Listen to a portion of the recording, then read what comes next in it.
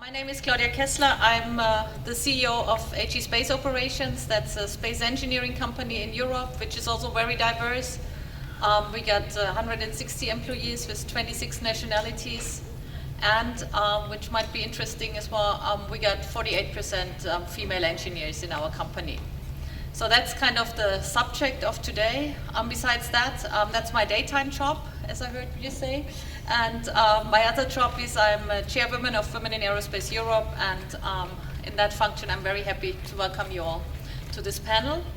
I would like to introduce my panelists here, or I would like to ask them to introduce themselves now. And maybe Simonetta, can you start? Sure. We just go from left to right. My name is Simonetta Di Pippo. I'm currently the director of the Office for Outer Space Affairs at United Nations, and I am, in this specific case, president co-founder together with Claudia of Women in Aerospace Europe back in June 2009. Just to provide you with a bit of background on my experience, I've been working in the space business since now close to 30 years.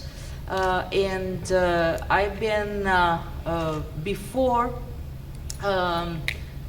taking up the position as director of human space Office for Outer Space Affairs. I've been the director for science, among other important functions at the Italian Space Agency.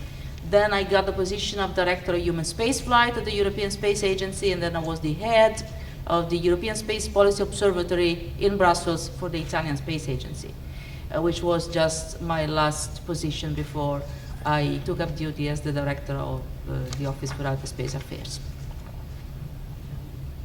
Thank you. Good morning, everyone. Bonjour à tous. My name is Sylvie Bellin. I'm currently the director of aerospace at the National Research Council in Canada. And just to give you a little bit of my background, I have worked for close to 30 years in the aerospace sector, aeronautic and space sectors. I started my career at the National Research Council almost 30 years ago as a young scientist, graduated with a PhD in mechanical engineering. And I worked there approximately 6 years. Then I moved to the Canadian Space Agency as a flight and test engineer and then a flight and test manager. I was seconded at the Canadian Embassy in Paris at the Department of Foreign Affairs for 5 years to represent Canada, the Canada in space in Europe. I was the Canadian delegate to ESA for 5 years. Then I came back to the CSA, the Canadian Space Agency, and a year ago I moved to another position with the first organization I worked with, the National Research Council, as a director R&D Aerospace. Thank you. And on my right side? Good morning, buongiorno, bonjour. My name is Giovanna Cinelli, and speaking to the diversity of the panel here, I am the only non-scientist on the panel. I am a senior partner at the law firm Jones Day. We're a global firm of 2,500 lawyers with 40 offices and 15,000 employees, 300 of which are engineers and intellectual property lawyers. So we do encounter a high number of technical issues. I am a 28-year veteran of practice of law. I was a Naval Reserve intelligence officer handling intelligence in the old Soviet Union and Soviet sub matters. And I am also a member of 3 advisory committees with the United States government that handle defense trade and high technology policy as it relates to aerospace and aviation. And I am vice chairman of the Women in Aerospace. Thank you. And before we come to Louise, who will not only give herself an introduction, but also has prepared a nice presentation as a start for the discussion, I would like to welcome our male member on the panel, who feels like we always feel when we're the one woman on the panel, which we're all very used to. And Simonetta, maybe you can hand the microphone to Frederick to ask him to introduce himself a bit. Good morning, everybody. First of all, I apologize for being late. I apologize to you and to the audience. I'm Frederick Nordlund, the head of the International Relations Department at the European Space Agency. I'm extremely happy to be here on this panel.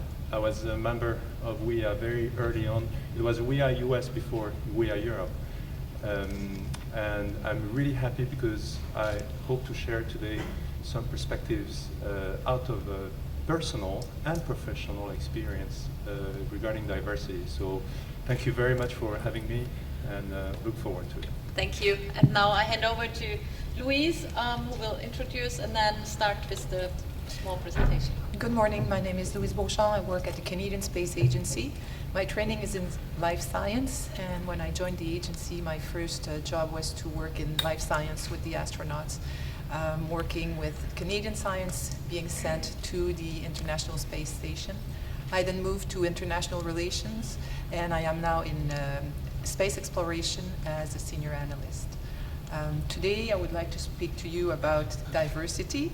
So let's go.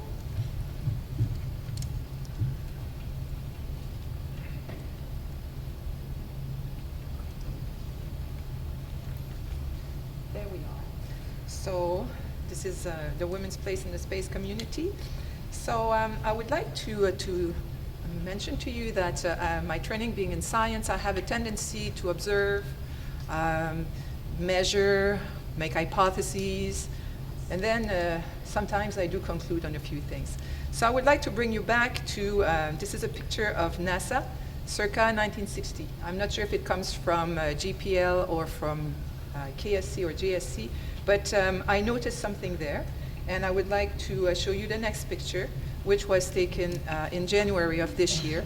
And this is the wonderful picture of the head of agencies taken in Washington while there was a summit on space exploration. So sometimes I ask myself, so is it today or is it yesterday? But we do have evolution. Sometimes it is a bit slow. And I also, just like you, watch TV, and I was very happy to watch Curiosity landing. It was a wonderful piece of news, and I took, but saw this picture of mission control where people embrace themselves, because as we have heard through the week, we do share the passion about the work that we do. What I really liked, it was a week or maybe 10 days ago, is when the ISRO Mars Orbiter mission took orbit properly. To see this picture where for the first time in my life, it is a mission control, and this time around it is women, which I believe are engineers, congratulating themselves for work well done. The orbiter is properly placed on orbit. I'd like also to talk to you about what's going on at the Canadian Space Agency. So I am the co-chair of the Committee for Women in Science, Technology and Management. That committee is employee-led, and we have produced a term of reference mandate where we discuss there what is our mission, what is our mission and vision, and what is it that we can do to do something about some of the observations that we've been making for the last 10 years. So the vision and the mission of the committee is to basically talk about the proper representation of women at all different levels of the agency, not only at the engineering working level, but also at the executive level. I'd like to produce some numbers. They are Canadian numbers, and they come from Statistics Canada, to talk about the different representation of women in various occupations. So if we talk about business and finance in Canada from 1987 to 2009, we had, the proportion has grown from 38% to 51%. We give an accolade. We're moving in the right direction. Concerning health as well, for doctors and dentists and associated occupations, we've moved from 43% to 55%, which is also something that we're very proud of. When we talk about trade, transport, and construction, like most people, we are at 6%, so very few women do embrace that type of jobs. In natural science, engineering, and mathematics, we've moved from 19% to 22%. So So we're happy, we're not at the 6%, and we see a trend, a growing trend, which we are happy about as well. Concerning senior management, call it CEO if you like. So again, movement from 21% to 31%. So the trend is there, and we're quite happy about this. So, and while we see that the numbers for health and business is at the 50th percentile, which is great, we also have to take into consideration the career path of the women involved in such occupations. And when we look at the senior management being at 30%, well, what is happening? So do we have women being director of hospitals, for example? Do we have women being principals of universities? And this is one of the key for my speech today. Concerning CSE in particular, we have, I'm sorry, in Canada we have a law which is called the equity, the law on equity and employment, and we follow this rule, this law at the agency, of course. And we also have to compare ourselves to what is available in the Canadian population. So that's what we call the Canadian workforce availability. So in 2004, for women engineer was at 14%, and we're now at 12%. I cannot explain the slight drop. I can notice that there is a drop. At CSE, we have, in total, 18% of women, of engineers are women. This is 2014, a growth from 14%. We also pay attention to the level of engineering. So we begin with engineer 2 and move all the way up to engineer 6.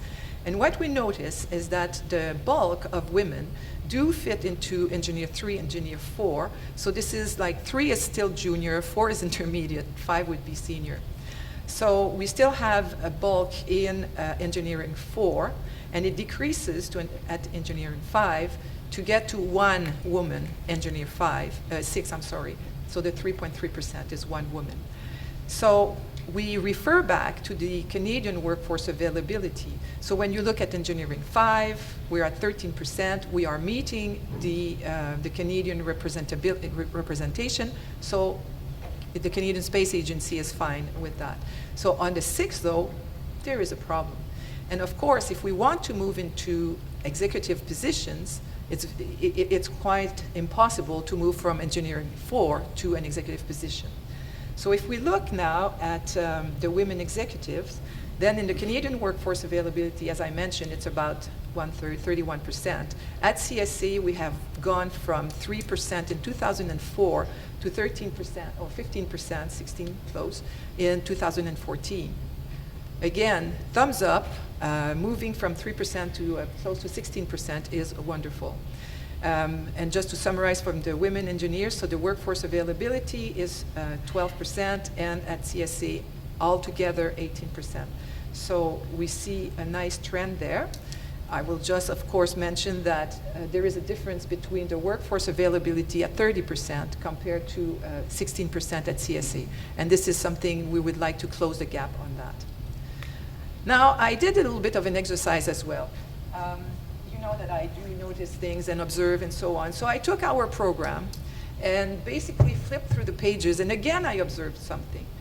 So one of the things is that I went to the back of the program, and there is a list of all main authors there. So actually, it is available in an electronic format, and I downloaded it on my Excel and just went with the first names. So there are problems with my 22%. Put 20% plus or minus 5, and I'm happy with that. So basically, with the first names, I allocated male or female. And for the main authors, there's about 20% being here to present a paper. As the members of the IAF Bureau, there are 4 women out of 19. That's about 21%. I had a reference about the page in there, but I won't bother you with that right now. The reason I put 2004, a column full of question marks, is because very often when we talk about gender equity, it's very difficult to find data. I mean, in Canada, it is still difficult to find data. And that is a reference, so that column is a reference to the fact that, do I know what it was in 2004? I personally do not know. I just did this little calculation. For keynote speakers, 2 women out of 11, so that's 22% again. The Board of Trustees is 0 out of 6. And of course, I'm coming back to that wonderful pictures. I calculated 28 heads on that picture. If it is 32, it's irrelevant. The number is 0. So 0 out of 28, 0 out of 32, we're still at 0.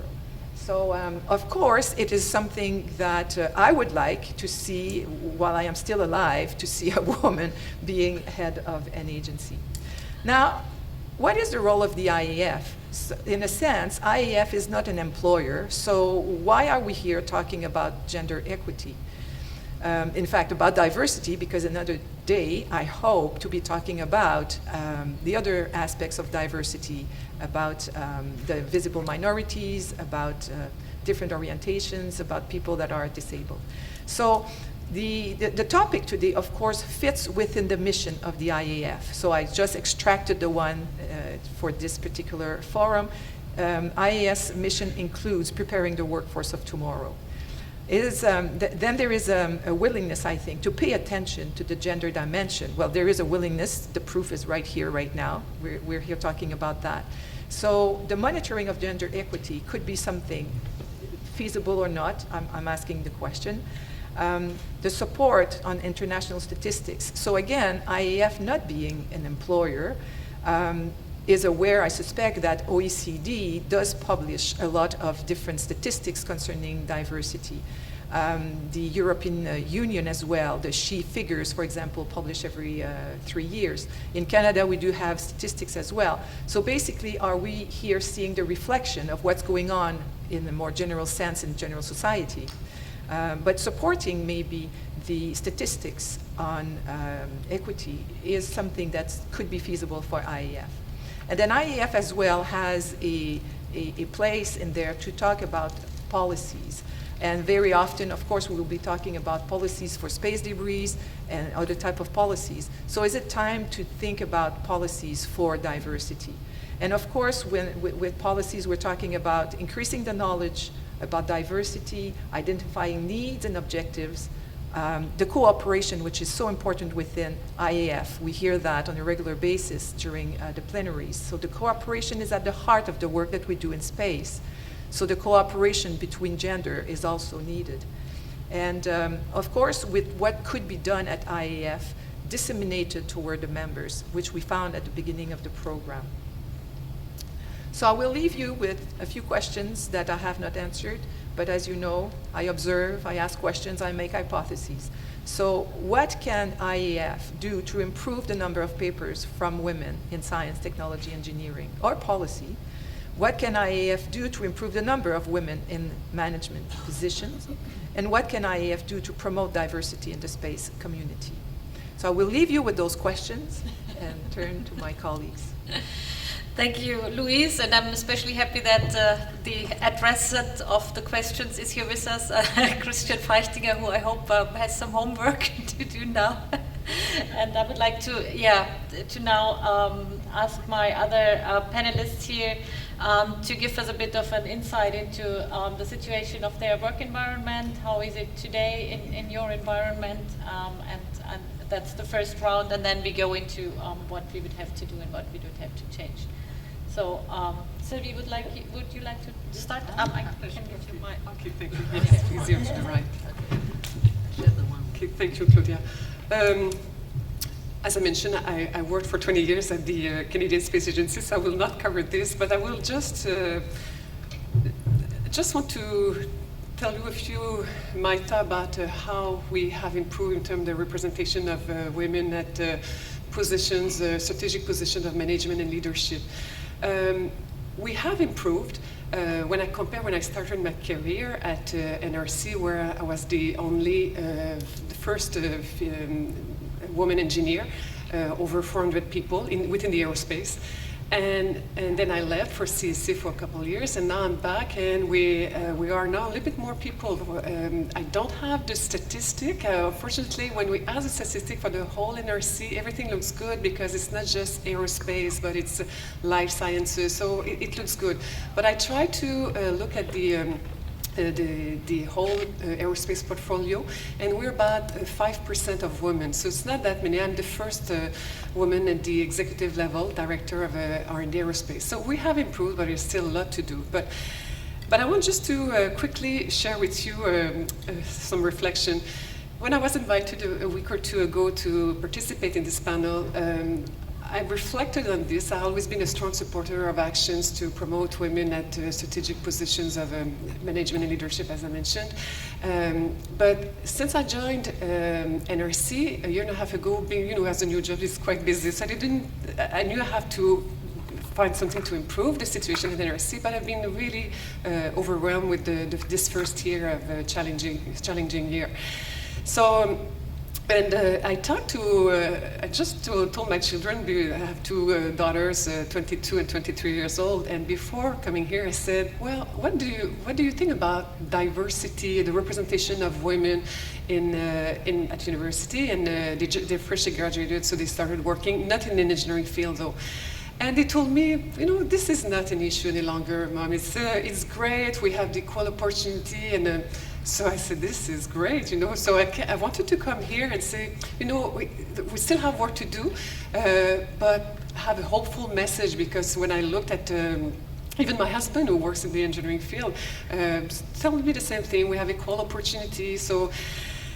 But when I came here with I wanted to have a message of hope, which I still have, but I participated, as most of you, at the opening ceremony, and which was a great ceremony, of course. But it started with the two Canadian astronauts, Jerry Hansen, David Saint-Jacques, great people. And then it was followed by the Minister of Industry, James Moore, then the President of IAF, Mr. Iguchi, Minister of SNT, again. So at one point I took my pen in the book, I said, this would not go on and on like this, there should be a woman at one time. So I just wanted to recall exactly what was presented. And then there was the President of Cirque du Soleil, Guy Laliberté, the Chair of the IAF local committee, the CEO of Lockheed Martin, the President of the IAC, Chris Hadfield as a former Canadian astronaut, Ronald Wee as the chair of the IAF local organizing committee, and the president of IAF, as I said, Mr. Iguchi. We had the chair of IAF Honors and Awards Committee, Sir Martin Sweeting, who offered the Alan Emil Memorial Award to the ISRO chairman. Well deserved, no doubt about this. So. But when I looked at that, after that, I just felt, well, what kind of a message we have conveyed, to the 3,000 participants, and there were women amongst the audience. And I must say, there was a woman at the end, but very short, just for the closure, saying that, okay, sorry, Tanya, you were there, and that's great. It wasn't my note. So, but unfortunately, it would have been great to have a longer presence, talk to us, but. It's great that you at least were there to open officially the opening ceremony, the IAF. So anyway, there is still work to be done for sure. So this is what I wanted to share with you. And then there was the heads of the agency meeting, but that was not a surprise. I knew who are they. So, but when you combine this plus the opening ceremony, I think we could have done better at the opening ceremony. So this is something definitely we're talking about what we can do IAF to promote diversity. Certainly we can work at the next opening ceremony for sure. Anyway, I'll stop here and Simonetta. It's my turn. Okay, you. Yeah, okay. Yeah, thank you, Sylvie. I think we all shared exactly the same feelings when we were at this opening ceremony. Yeah, you expressed it very well. Thank you. Yeah, Simona. Okay, so it's a little bit difficult to.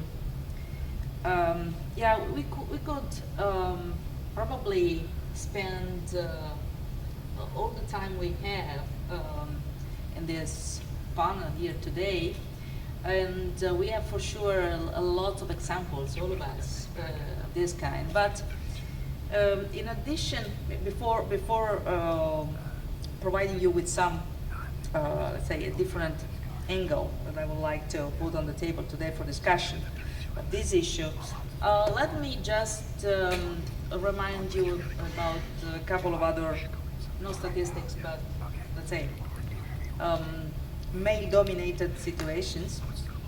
If you look at the percentage of academicians in the International Academy of Astronautics,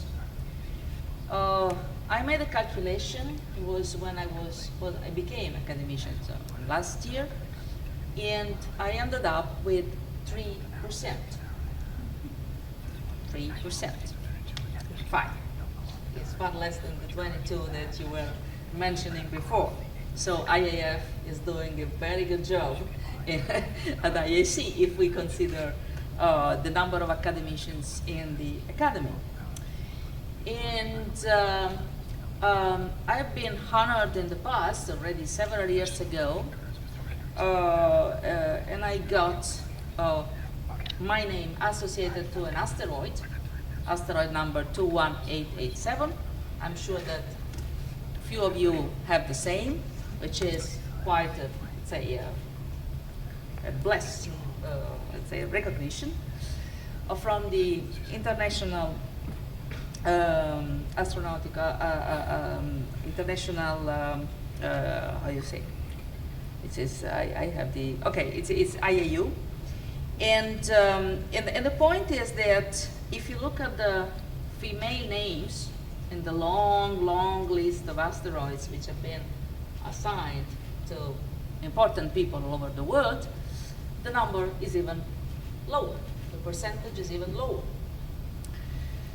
Now, what you hear around is that, okay, women are not good enough.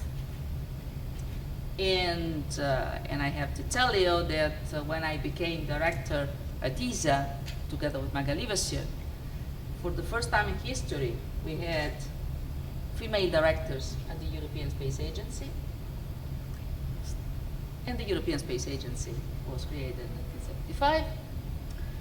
And usually you have, as an average, 10 directors every cycle. So it's another interesting, let's say, number, and it's far below the 20% or 22% you were mentioning. Far below.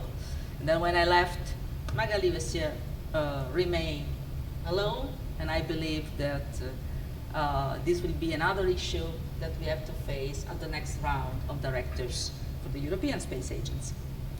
And on top of that, the picture that you showed, the one of the head of space agencies, it was the one I was mentioning this morning at the IAF, the Women in Aerospace breakfast organized together with IAF.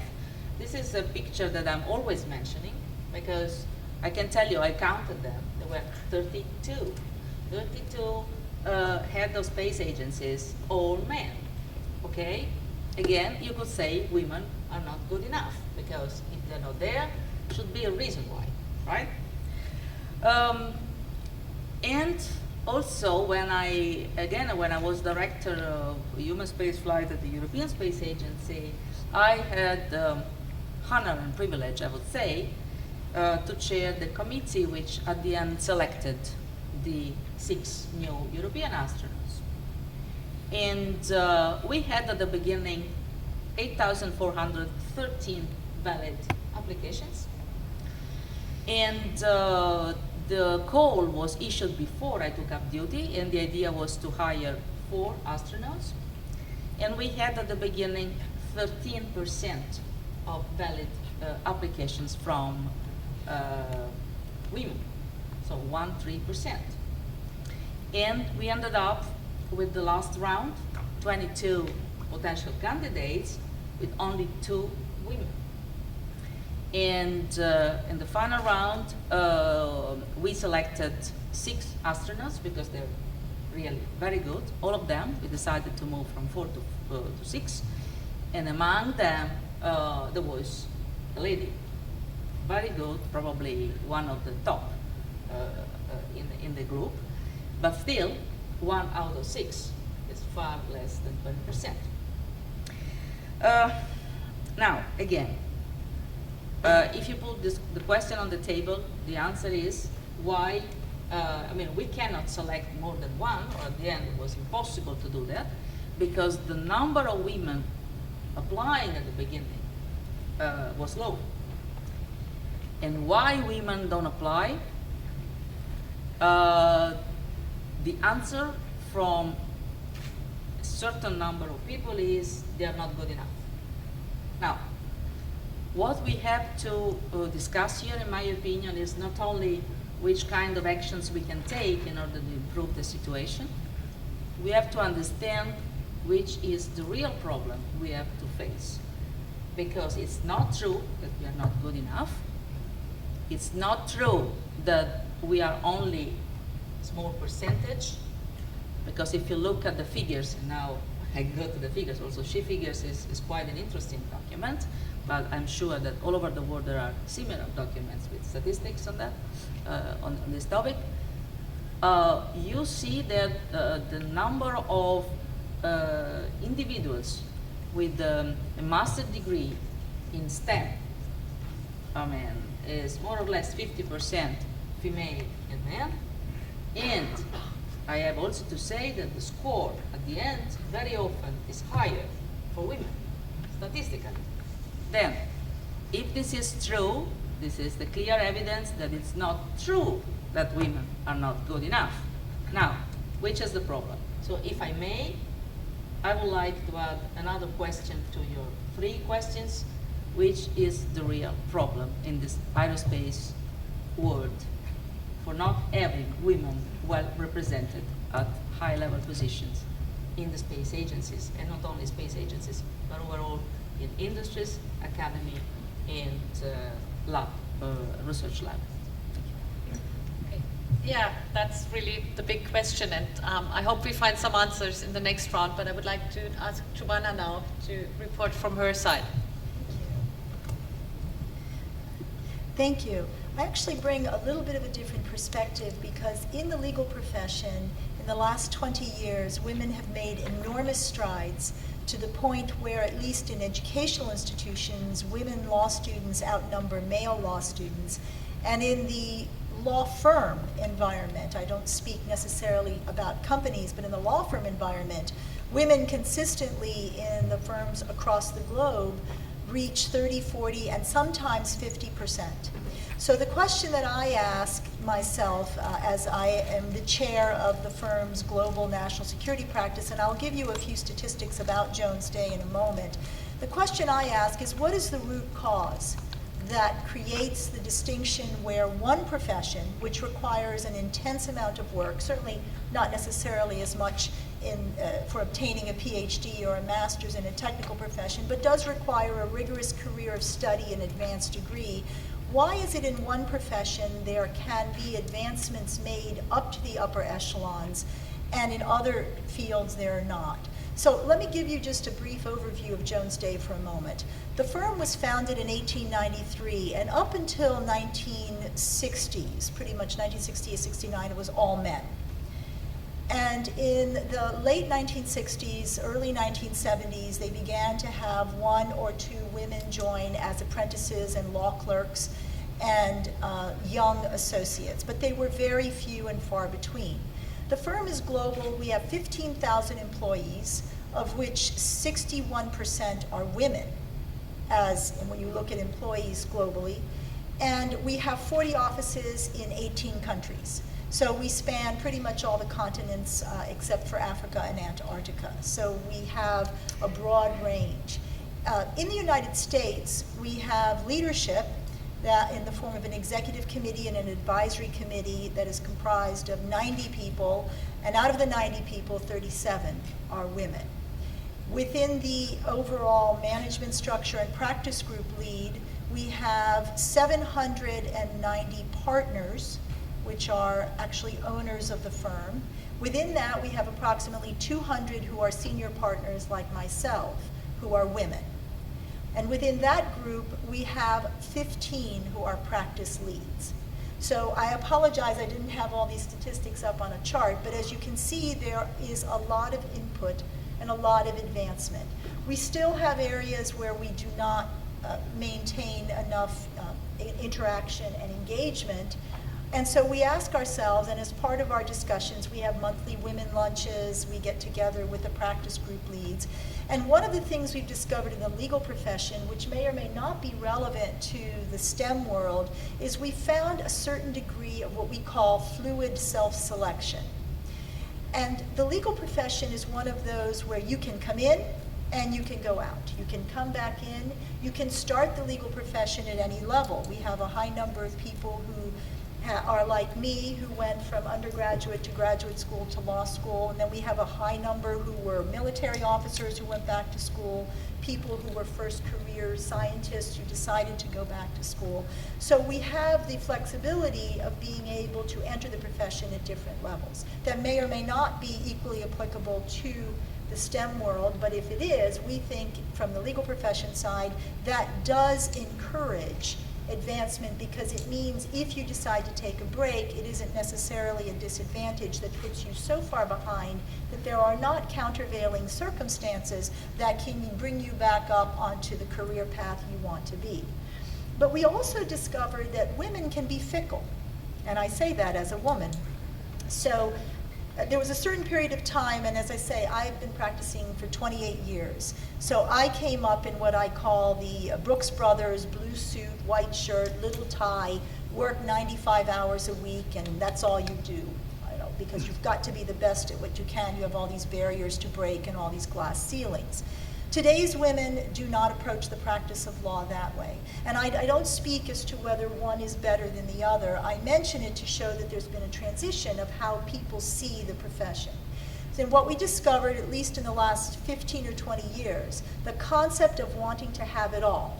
Meaning, I have children, I had to be a super mom, but I couldn't let that be seen in the work environment. I have to be the best and dedicated just like everyone else and put everything secondary but my job. I have to make sure that I accept whatever issues come along. And so that doesn't exist in the profession today. So what we find is when we look at younger attorneys coming up, and especially those with technical degrees in the intellectual property area, they choose to take different forks in the road in their career. So they might work for 2 or 3 years and then they decide, no, I want to leave now. I want to raise a family, I want to write a book, I want to go trek the Himalayas. They have a personal development side to their career that self-selects them off the track that other people have placed themselves on. So the question we ask ourselves when we look at it is, should this self-selection process change the way organizations think about advancement? Because very traditionally what happens is, and I'll give you the example of a law firm, you come in as a young attorney and you're an associate. You work 8 to 12 years to make partner, have the brass ring, so to speak. And during that 8 to 12 year period, you have certain milestones and markers you need to meet in order to demonstrate that you have the skills and qualifications to take what it takes to be a partner. Because once you become a partner, the liability is enormous, the responsibility is equally enormous, and the risks associated with giving bad advice, frankly, affect everyone in your firm. So there are certain fundamentals that need to be met. And it's with any profession. Consider it in the form of taking constant exams to make sure you're proficient and qualified. And so we ask ourselves, should we reconsider this path and say, instead of this 8 to 12 year process for people who self-select out, and to date it's been primarily women who have done that. We've had the select man here and there try to take this approach. Should we say that if you self-select out, we're going to allow you to demonstrate, for example, what you've done during your self-selection period to demonstrate that you should be on the same track as the person who continued to go through the traditional 8 to 12 year path? I'm here to tell you we don't have an answer to that question because there are all kinds of ancillary considerations, legal, policy, societal, that go into that debate. But I think as we look at STEM, and we see this in women in aerospace, Sue Chodakowicz, the chairman, is here, and we've discussed extensively in our STEM committee and in the idea on how you encourage and look for additional women being interested in STEM. Are there lessons we can learn from what we're seeing, at least in the legal profession? And it sounds like in the healthcare and medical profession as well, there have been enormous advances for women. So I think I'd like to frame the question, what can we do to improve papers from women or to improve number of women, is maybe we need to figure out what women are looking for in the profession. What is it that they want to achieve? Because maybe that should color how the working environment decides to approach it. The question of diversity being a black or white issue, you're either in or you're out, I think those days may have been overtaken by events because I think the calculus in the equation has changed. So just a few thoughts, and that's all I have. Thank you. Thank you, Tawana. And now I'm, of course, very curious to hear the thoughts of Frederick's side to the whole subject. Okay, very good. Thank you very much. I mean, just a confirmation, I don't live in a male-dominated environment, neither at home nor at work, and I will explain. At home, well, no need of explanation, but okay. I have also daughters and have now many kids. But at work, just first of all, a personal remark. In my department, there is a majority of women. So as a small employer in a small box of ISA, I have achieved 60%, so I'm really happy to report that.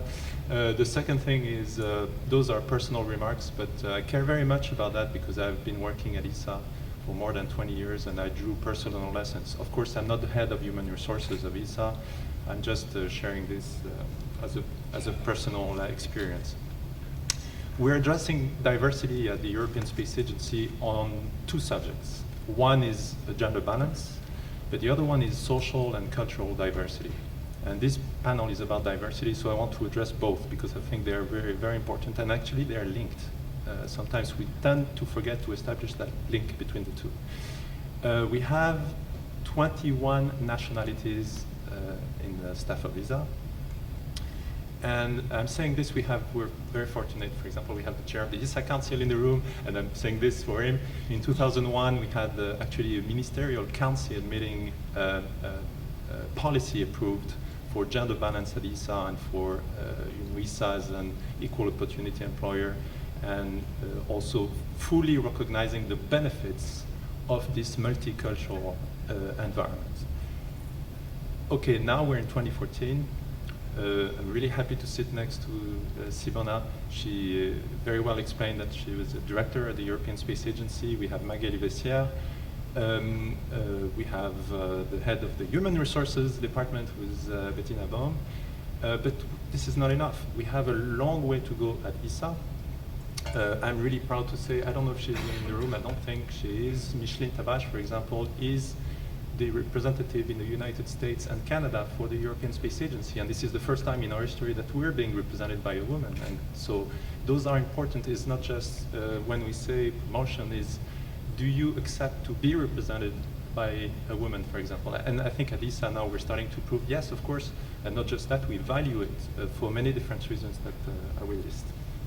But I would like to share now some lessons that I believe are very important in the management of diversity. So both fronts, gender balance and cultural and social diversity. First of all, in recruitment. Because we have, if you want to be a successful employer, you have to demonstrate that you actually not just care about it, not just even value diversity, but actually that you consider diversity on the critical path of your own development. So you really have to have, as an employer, a real commitment. And we have a growing recognition within the European Space Agency of this, of the fact that diversity brings innovation, diversity brings creativity, and what we want to tell the young Europeans when they come in, or Canadians, by the way, we have Canadian employees at ISA, we want to tell them that if they're coming in, it's because they will bring in that innovation and creativity that we need. And for us as an employer and as a European Space Agency, this is extremely important, not just to recognize, but to actually implement all along the way. The second thing is internal training, which is fundamental, because you have to have accompanying measures in your organization to make sure that you actually draw that creativity from diversity. It's not just a given fact, and training is really essential. I am very privileged to work for ISA because we have, besides training, achieved over the decades a common culture. There are 21 nationalities at ISA for the time being. Soon there will be 23 with 2 new ISA member states by mid-2015.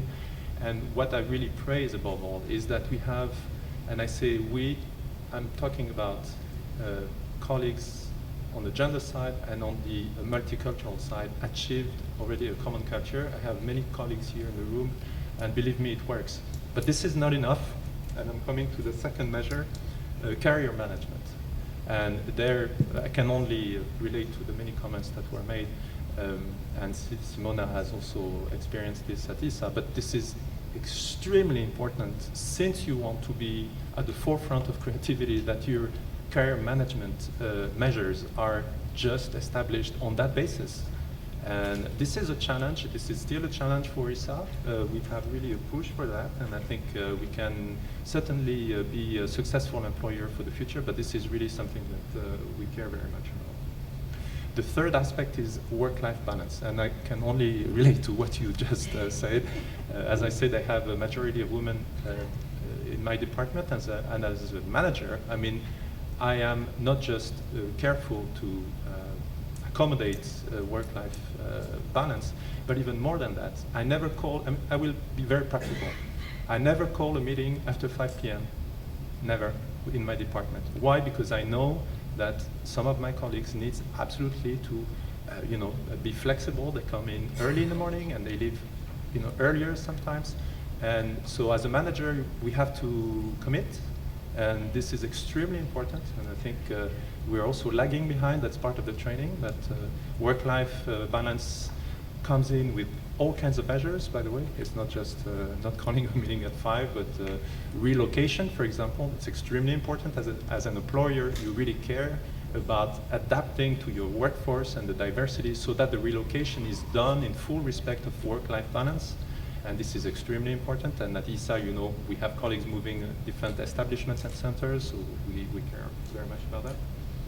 And finally, just wanted to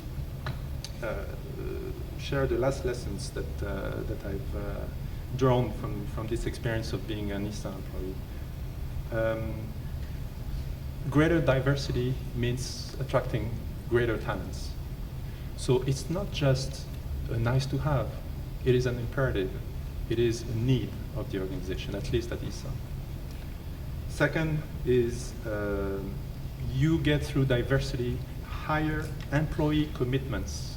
That's an interesting outcome, because the fact that you actually live on that basis of a culture, of an internal culture that values diversity, makes the fact that at the end you have a better buy-in element in your organization, so you have an increased commitment from your colleagues, and I think this is of value.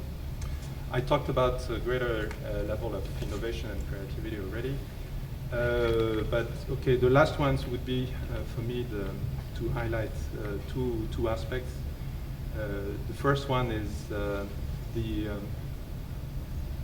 imperative, and that is at least in the case of ISA, to have a reward policy that is at the measure of what you need in terms of policy. And we're establishing new measures at the moment there, and I cannot go in details, but this is important.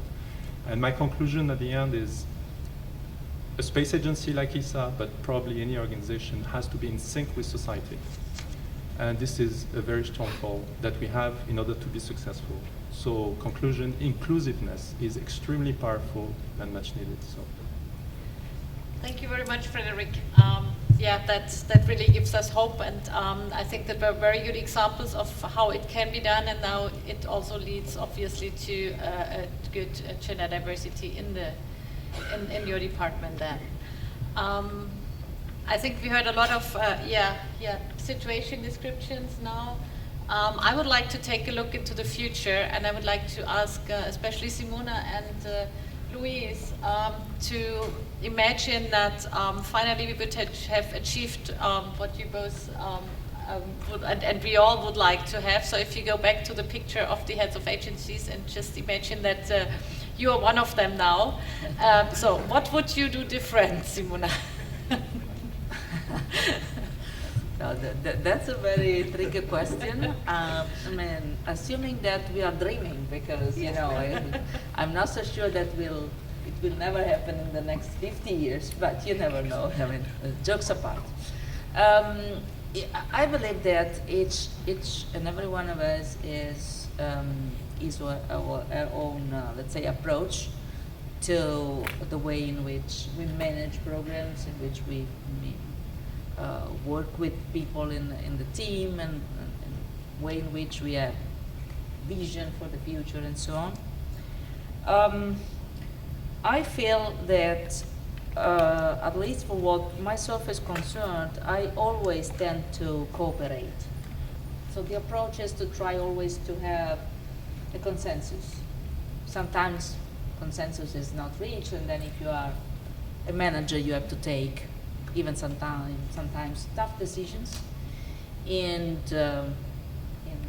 always ready to do that. But I'm always trying to find compromises and solutions. And the only way to do that is to put yourself just for a bit in the shoes of your counterpart. So sometimes to find a solution to a problem, the best is to try to understand your counterpart, which kind of requirements he or she has, which kind of problems he or she has, and trying to find the best solution for everyone. I have to say that this is probably the best you can do for the future, not only of space, but in general for society. And when we started, I was at that time at the Italian Space Agency. Let me make this example to answer you. And together with the director of human spaceflight, microgravity and exploration at that time, we thought that there was the need for the future exploration programs to put together the space agencies, a lot of space agencies at that time, 14, which was already a lot at that time. Try to put them together since the beginning to define together what they wanted to do. And this brought us to the famous Global Exploration Strategy Framework for Cooperation, which is still the basis for ISAF and all the other cooperative activities in the world in space exploration. Just to say that at the end we decided that having it in Italy was, and led by me on the Italian side, by myself, was good, because at that time I was able to bring in Italy at that workshop both China and the United States, because it was neutral location. But not only because of that, but also because I was trying to, let's say, to find which were the right perspectives for both of them. And at the end we succeeded. Now, to answer your question, I don't believe there is a way to do things. I believe that each of us is to be able to express and to put forward the best he can express, he or she can express. And the only way to do that is, again, to work in an environment which allows creativity, which allows diversity considered as an asset and not as a potential problem or issue. And again, being able to be on one side part of the team, and on the other side being able to lead when it's needed. And these are, if you want, just few elements of a broader picture. I'm not so sure that having just one woman out of 32 will change, but I can tell you that, I mean, in my life, in my professional life, I remember one example which can be helpful. I was very young, and I was working at that time at the very beginning on the Rosetta mission, which was, which, as you know, is now reaching a comet. And at that time, I was very young. I was not, let's say, not well known, obviously. And I had to participate in meetings with German, French, and other top-level scientists, men and senior. And I was around this table, the only one out of 25 or 30 scientists, you know, tall, serious scientists. And so I was looking at the situation, and I said, okay, it's probably better that I don't say anything, at least for the first time, for the first meeting. And that's what I did. I was listening and I was trying to understand people also from a psychological standpoint. Then the second time I did the same. And I started to think about, okay, she's young, she's a lady, so we don't care about her. The third time I started to present what I had in mind in a very, let's say, convinced way. And they looked at me saying, okay, so she is clever. But I had to wait just twice, 2 meetings, in order to allow them to understand that I was not something out of their business, but I was someone who could help in the discussion. And clearly now I'm getting older, so this approach doesn't work anymore, even because probably I'm a little bit more known than at that time. But just to say that it's a question of finding the right way of being not accepted, but recognized for what we women can provide to the working environment, with the idea that each and every one of us has his or her own characteristics, and the best is to put all the main important elements together for the benefit of all of us. Thank you. And yeah, I'm curious about how you would do it, Louise, if you would be. Thank you so much for asking the question. I would begin by looking at my value and the value of the organization, and I do hope that, well, I am. You told me that I am? Okay, yeah. Sure. Okay, so as values, inclusiveness, respect of the human, democracy, just to name a few things. And from there, I would totally hire a diversity officer reporting to me directly. No HR, directly to me. Because HR has, in the government that I am in, very important tasks to do. We've got a minimum of 7 laws, and with those laws come the rules, the directive, the guidelines. I mean, it's non-ending.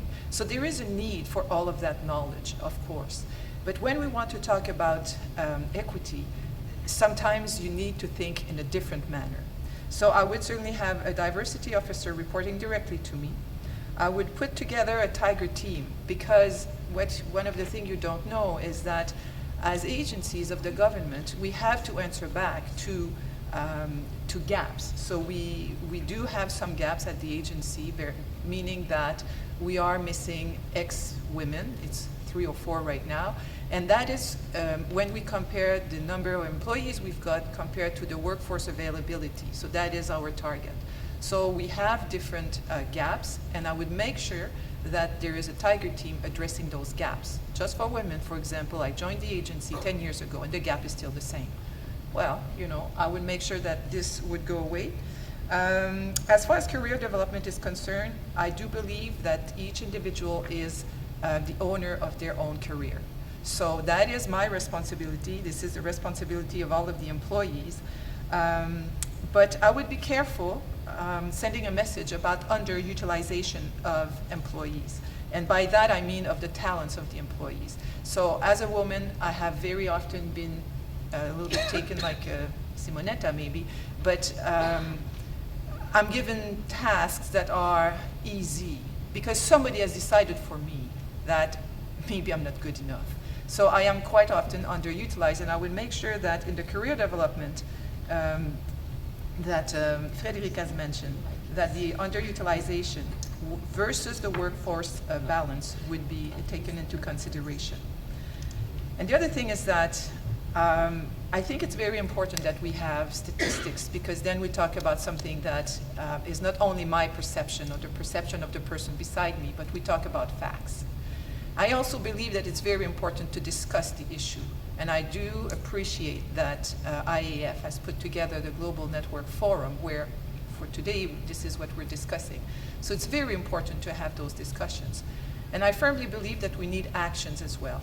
So for example, we speak today, and what about tomorrow? What about next year? So are we going to come back next year and report on what we've done in the last year? Or are we going to just forget about that and move on something else? I mean, diversity is way more than just gender equity. It's also visible minority. It can also be for the space community. What do we do with developing countries, for example? Where are they? So there are so many things to discuss about this. I am asking what would be your actions, if I may. But as the head of, oh my goodness, I love the title, head of the Canadian Space Agency in the future, somehow on an asteroid somewhere, I would begin definitively with the values diversity officer and career management as being important thing. Of course, you know, the satellites have got to work and all of that. So I'm not letting go of the excellence into the work that we do technically, but that is something that I would be bringing to the table. Thank you, Louise. And I think, even though I don't see Andrea right now in here, but I think I have to report back to Jan Werner from the German Space Agency that hiring her as a diversity officer was obviously the first right step he did. So that's very good. So, well, I think we could go on for a long time here, but we do have to come to an end. So I have one last question to Sylvie and Giovanna, and I would like to ask you, I think we're very happy that we have so many women in the audience here, and I would like you to give them, I mean, you obviously achieved quite something in your career, and I would like you to tell them what you did, what brought you to where you are today, what would be your tip, your recommendation to them in their career to get into a leadership position, which I'm quite sure many of them would like to achieve. Sylvie, would you like to start? Yes, I can start. Thank you. Well, I must say, one of the reasons, there are many reasons why I got to this position, but essentially, I had great support from managers around me all throughout my career. So I've been lucky. It happened they were men, but it could have been a woman as well. But it's the managers that really pushed me forward, and also I would say it's also ourselves. Two things. I guess we need to grab opportunities, because there are opportunities offered to us, and sometimes we don't feel confident, or maybe it's not the right time, but we have to grab opportunities. And of course it will be difficult, challenging the first couple months or a year, but it will be so rewarding in the end. So I think we need to grab opportunities as they are presented. And I would say we need to I just finished a book, from Sheryl Sandberg. Many of you may have read it, and she's the former CEO, I'm not too sure, Facebook or Google. Anyway, she's one thing that she said: sit at the table. We have to sit at the table, and this is so true. So similar to what Simona has said, we need to sit at the table and at one point be comfortable and express ourselves, be present. And but I would say, as well as as a director, as a manager, I need to also make sure that women sit at the table. So to ensure to encourage them to speak up, to move, to help them, to mentor them to senior positions. Now, one thing I want to make sure is that I think we probably all believe in diversity, I hope, and diversity is quite large, as we said, is in gender, in culture, in age, and no one wants to come across as unsympathetic to minorities or unappreciative of culture, variety. So I think it's we all understand this is important, diversity, including in gender, but it's more just to acknowledge this. That diversity is important, but is to act on this, really to put actions into place. And I just want to give you an example. This is when I was at the CSA. When I started my career, it was not a surprise. There were not too many women, female engineers around me. And I was happy. I felt so privileged to be a scientist at the NRC and then at the CSA. And at one point, some of my manager at that time asked me to replace him in some meetings, and I realized there were absolutely no women around the table. And then I started to work with partners, with NASA, and I find that there were in those days there were women at leadership level, quite senior. They were coming to meetings with CSA, and we didn't have any women around the table, but NASA had some women. So I just felt there's something wrong. There was no female on the executive committee at all, no female directors at the senior level. So I started to discuss it, actually 2 or 3 female colleagues, engineers, we discussed this together, and we decided to present a paper at an international conference on women in science and engineering, and in Ottawa. It was in Canada. At that time, the president of the CSA heard about this paper, which was unusual because it was not a technical paper, but more a paper where we are at the CSA in the space sector in terms of representation of women at leadership positions. So he was curious about this, and he asked us to present our paper at the executive committee.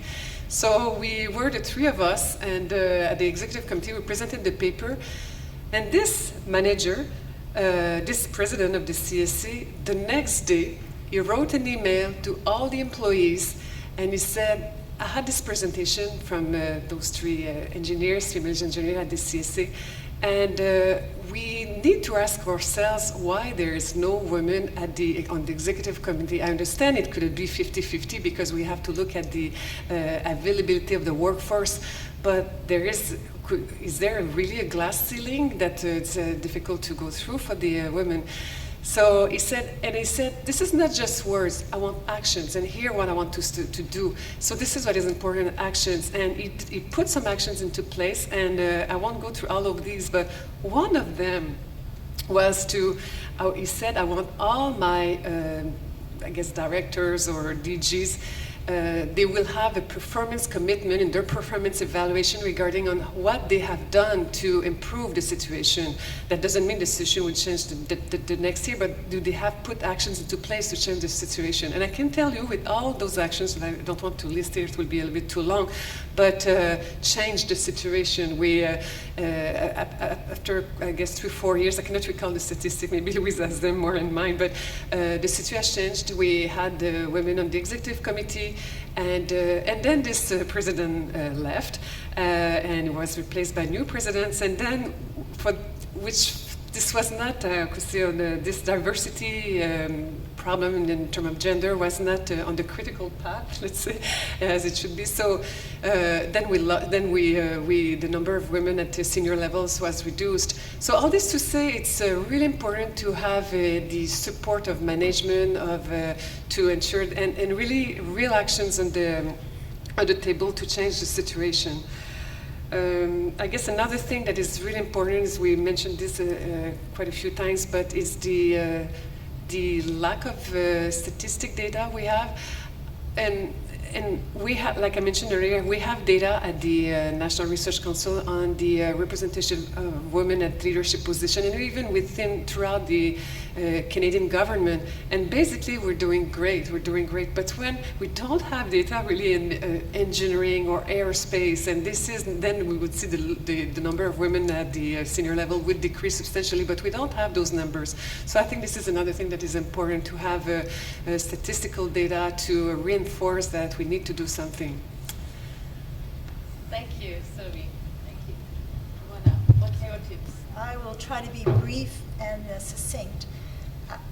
I think there's probably 4 or 5 rules, for lack of a better word, that I would suggest. I think the very first thing is to listen, but to listen with discernment. And I think discernment and judgment are really critical, because there are circumstances where women may be in a situation where they look at it and the perspective that comes to the forefront is a perspective that is not necessarily what the situation reflects. And let me give you just a brief story. When I was about 20 years ago, I began to work as an attorney with another partner on a matter with a client that has now been a client for ever since then.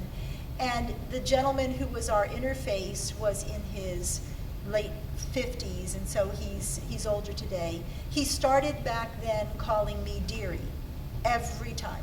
Hello, Giovanna Dearie, how's it going, and this and that. And I had a colleague of mine, a young female compatriot, who every time he would call me that would say, oh my gosh, you should report him, this is ridiculous, he's mistreating you, he's being disrespectful. And I chose not to, because my view was, from a generational perspective, he was actually using a term of endearment that I should not have taken as a slight to my intellect, my personality, or my gender. So when you look at a situation, it is really critical not to misread the cues that are there. Now, this is not to say there are not situations where that kind of dialogue and discussion can create the kind of inappropriate commentary that shouldn't be made, but certainly as attorneys, we're highly sensitized to that. So listen carefully, understand and discern, exercise some judgment in the situations you're in, because ultimately you want to use those situations for leverage. And I'll give you another story that happened to me. I was with a general counsel of a large defense company, and we had a meeting with the Missile Defense Agency. The client needed to have something done. And I was the only woman. I was a partner, a younger partner at the time, but I had the expertise, and the general counsel wanted me to go with him. So I went. We walked into a room, and much to the same description we've been hearing, I was the only woman there. And I was also a Naval Reserve intelligence officer, so I was not uncomfortable around military situations. And in my unit at the Pentagon, I was the only woman as well, from when I was an ensign up until I was a lieutenant commander. So it was not a big issue. But when the government representatives walked in, they sat down, and the lead agency negotiator, discusser, looked to the general counsel and said, oh my ex, I'm so glad you chose to bring your secretary with you so she can take some notes. Now, of course, the general counsel was mortified, and he said, well, General so-and-so, as a matter of fact, she is our outside counsel who will be leading the matter. To say that there was consternation in the room was an understatement. But frankly, I used that for leverage to get the client everything it wanted for that meeting. Okay. Again, exercise judgment for the situation. That particular lead negotiator at the time never repeated that mistake again. So I could have filed a complaint, I could have made all kinds of noise, but the bottom line is I needed to understand the situation I was in and my ultimate objective. My objective there was to achieve what the client needed. So I think that's the second thing. When you listen and you have discernment and judgment, try not to assume. You know, in America we have this, you know, when you assume, you make an ass out of you and me, and forgive the poor language there. You need to, as was said by some colleagues here, put yourself in the perspective of the other person. What is the other person seeing, doing, thinking, and trying to achieve? And that minimizes miscommunication, and it also minimizes misfocusing the meeting. Because too often when you're in a meeting, you're there in the first place because of your competence. I will tell you, I can't speak in the technical community, but in the legal profession, we don't bring extraneous coffee carriers to meetings because the clients are not willing to pay to have multiple people in a meeting. It's just a reality, an economic reality, which means that if you've been invited to a meeting, it's because you are valued for being there. And there's really nothing wrong with listening. Even at my stage, I'm clearly not a shy person, but after 28 years, I have attended meetings with all men and been the only woman, and I have spoken only once. And why? Because for purposes of the meeting and the value that I was bringing to it, the fact that I was invited, I viewed personally as a positive step, and then I didn't have to contend with some insecurity on my part, because that's my third comment. Be confident in who you are and be comfortable in who you are. If you're qualified and competent, you do the best you can, and you do the work that's requested of you, you will advance. It is just a nature of the profession. You may not advance as fast as you want, but keep in mind that no one is like Venus on the half shell. You don't just leap into senior management. You need to develop, you need to learn things. And I think the only other thing I would say, and I'm aging myself terribly, I'm incredibly old here, For those of you who are younger, please keep in mind that those of us at our stage, even if you disagree with us, which is excellent because we need to have the different perspectives, please keep in mind that when we ask things or offer advice, it is based on some kind of experience and judgment. So please don't consider that what we're offering should be dispensed with because you know better or someone else knows better. We all know things and we need to cooperate and share, but sometimes it's good to take advice and try a path that maybe you don't think you want to take, and then if it doesn't work, go back and say, all right, I'm going to try something different. So again, listen, have discernment, don't assume, communicate and understand your value and be comfortable with yourself. Thank you. Simona, you just wanted to make a short remark, you said? Yeah, just a short remark on the line you were asking the other panelist. The point I would like to make here is that to succeed, I don't believe there is a difference between men and women. What I believe is that you need commitment, you need to work hard. If you have a problem in your career path, don't be discouraged and trust yourself always. Respect values, and mainly, the main word in my opinion is passion. You must keep your passion alive in what you do. This is true also for the day-by-day life, but for sure in the professional life. That's what I've done in the last 30 years. And I believe, again, that these are elements or ingredients which are quite important for being successful, but this is true for both men and women, no difference in that. Thank you.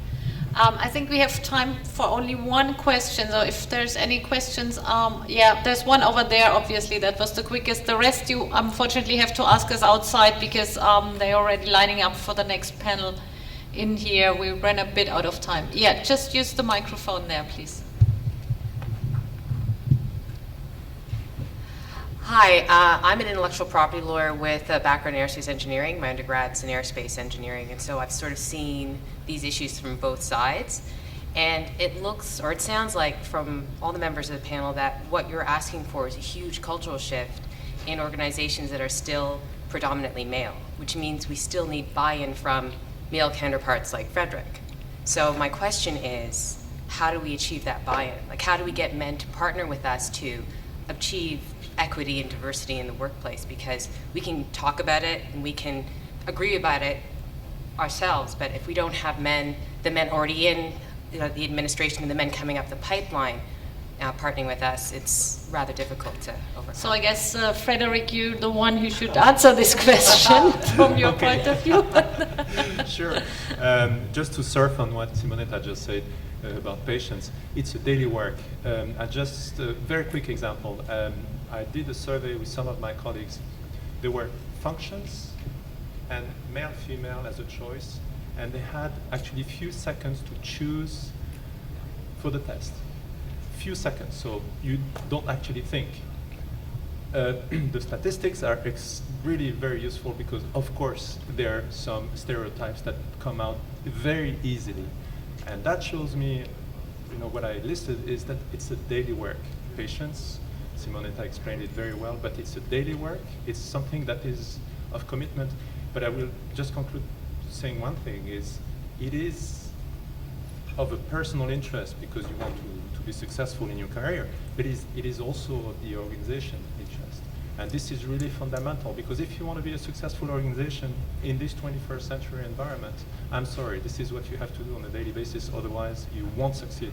And as a European Space Agency organization, and we need to do that on a daily basis. And okay, very humbly, but that's what I'm trying to do on a daily basis. I mean, it's as simple as that. Okay, yeah, thank you. Thank you for your question, and thank you all for your audience.